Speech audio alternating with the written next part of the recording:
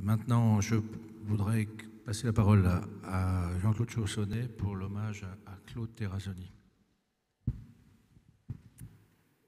Cher Claude, ta disparition récente a plongé dans la peine sa famille, bien sûr, ici présente, ses amis et tous ceux qui ont partagé un moment de ta vie. Car tu nous as tous marqués par ton charisme, ta chaleur humaine, ta joie de vivre et aussi ton franc-parler et ton rire communicatif. Tes talents et centres d'intérêt ont été multiples. À la sortie de Polytechnique, tu choisis l'aéronautique. Puis, breveté pilote de l'armée de l'air et diplômé de Supaéro, tu es affecté comme ingénieur au centre d'essai en vol de Bretigny.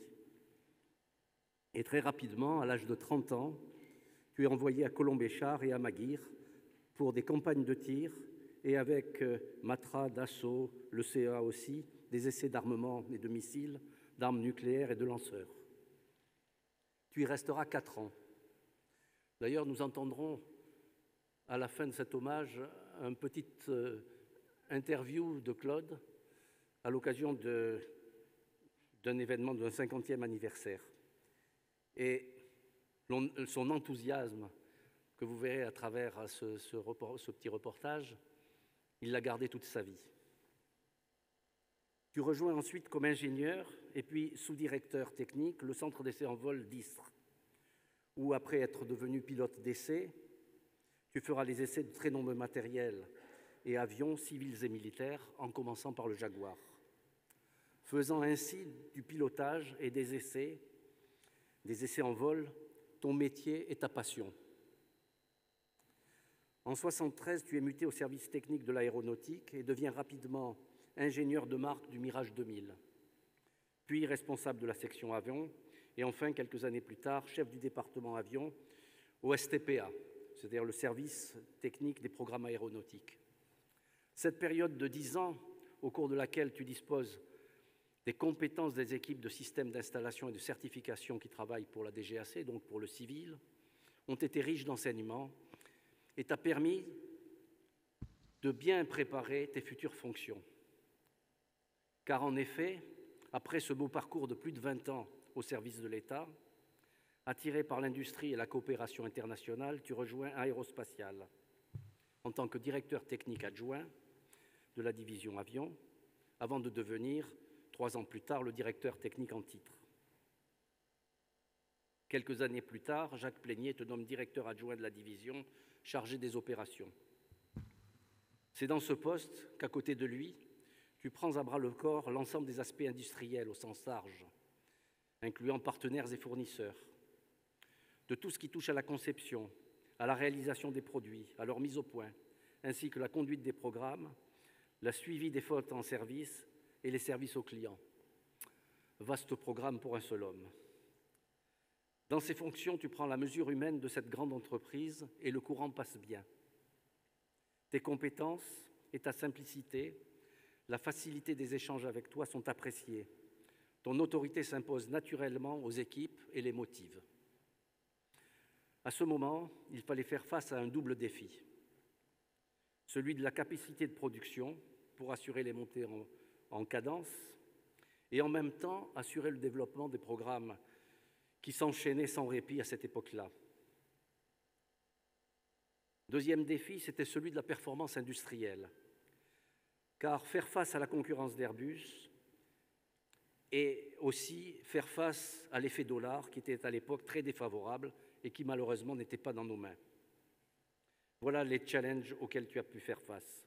5 ans plus tard, tu prends la suite de Jacques Plénier en tant que directeur de division avion, puis ensuite directeur général du groupe en charge de la branche aéronautique.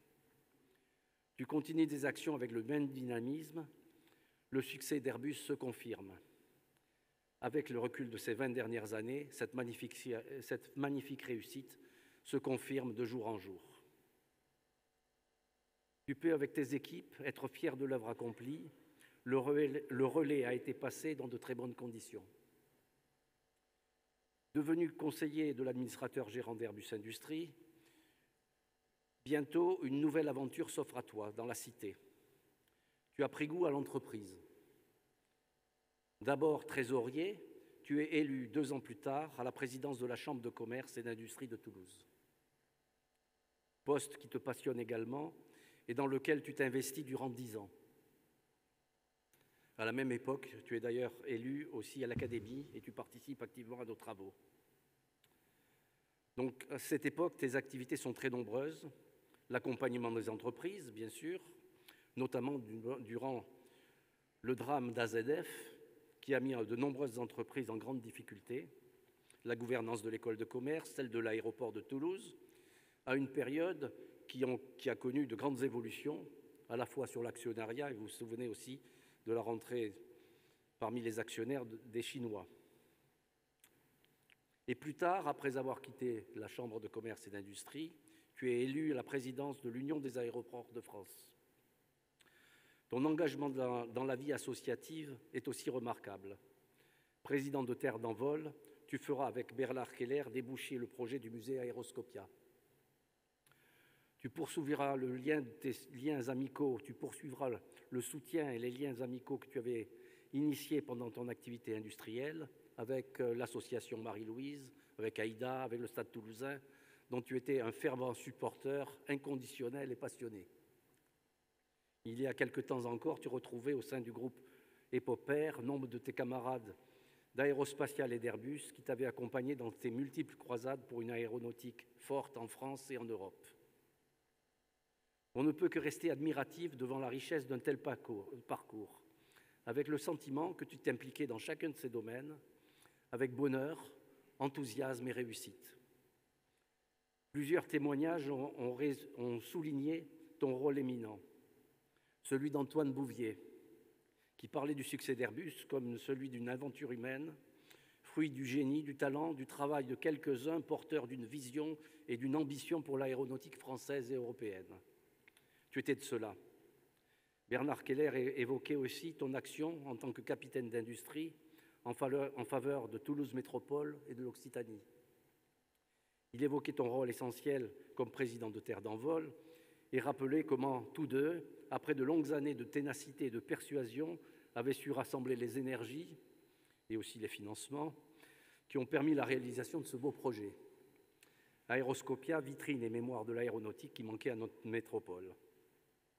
Notre confrère Jean-Michel Vergne, qui a travaillé avec toi durant les 10 ans de ta présidence de la CCIT, comme directeur de l'aéroport puis directeur général de la Chambre de commerce, témoignait de la dynamique que tu avais impulsée au sein de la Chambre de commerce, de ta passion pour les entreprises, de ton engagement pour le développement de l'aéroport au service de l'économie de Toulouse et de ses territoires.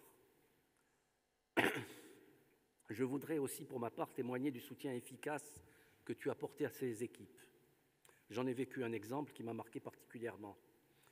Il s'agissait de la réalisation des entrées d'air moteurs, ensemble dont la fabrication était jusqu'alors sous-traitée par Airbus.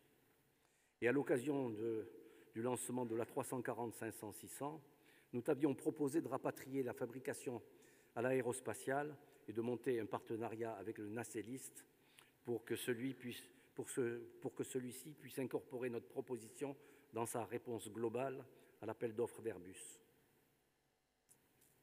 Tu avais soutenu cette initiative. Une petite équipe intégrée avait été mise en place, avait développé durant des mois un projet innovant au plan technique et industriel. L'accord de partenariat était conclu, il ne restait plus qu'à le signer. À la date convenue, en juillet, je me rendais à Chula Vista pour accomplir cette formalité. J'apprends alors du responsable du programme que ROR avait soudain changé d'avis et ne donnait pas suite à ce partenariat. Douche froide, incompréhensible pour moi sur le moment, je contacte alors le président de ROR qui s'engage à me donner une réponse définitive sous 2 jours. 2 jours plus tard, il me confirme la décision. Catastrophe, le travail de plusieurs mois de l'équipe intégrée soudain réduit à néant. Je t'appelle alors que tu étais en congé afin de trouver une riposte. Le temps était compté. Tu décides d'appeler Jean-Claude Béchat, alors président de Safran, et qui nous met en relation avec Hercel. Les négociations débutent et le partenariat aboutit. Ce sera finalement la proposition retenue par Airbus. Cette solution sera aussi adoptée pour la 380 et plus tard aussi pour la 350. Merci Claude. Je voudrais aussi évoquer des moments moins stressants. Nous allions dans les usines en quelques occasions, avec toi aux commandes de la Corvette. Vol agrémenté, suivant le cas, d'un kiss landing, d'un atterrissage doux ou d'un appontage. Tu aimais le contact direct avec les usines, visiter les ateliers, te faire expliquer les difficultés par les opérationnels de terrain, les encourager. Tes équipes étaient ravies. Je me rappelle exactement certaines de nos réunions de coordination avec nos collègues britanniques, dont la date, bien choisie, alternativement en France et en Grande-Bretagne, permettait le lendemain de partager des moments inoubliables de convivialité en assistant ensemble aux France-Angleterre du tournoi des 5 nations.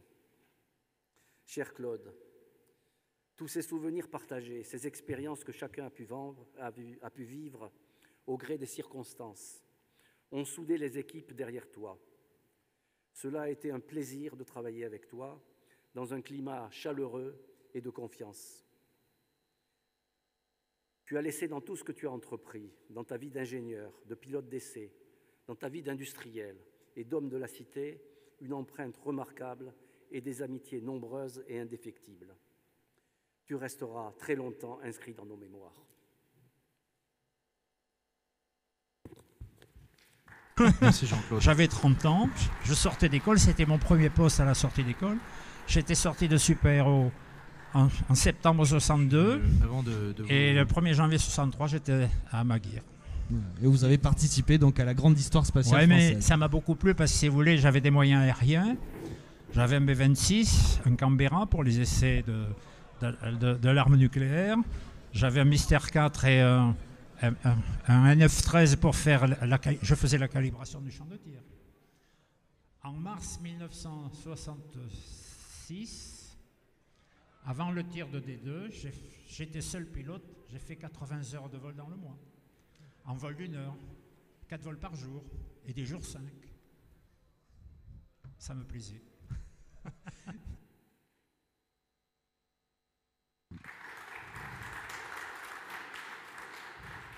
Très bien. Je voudrais vous proposer d'observer 1 minute de silence en mémoire de ces 3 grands de l'aviation et de l'espace et vous dire combien il est important que nous rendions hommage à ces personnes, qui ont pris le relais dans l'histoire de l'aviation, dans notre histoire aérospatiale et notamment toulousaine, des grands anciens et des grands aviateurs passés. Et ce que je voudrais simplement souhaiter, c'est que nous soyons aussi là, que nos successeurs puissent faire de même dans 10, 20, 30 ans. Voilà, donc je vous propose cette minute de silence.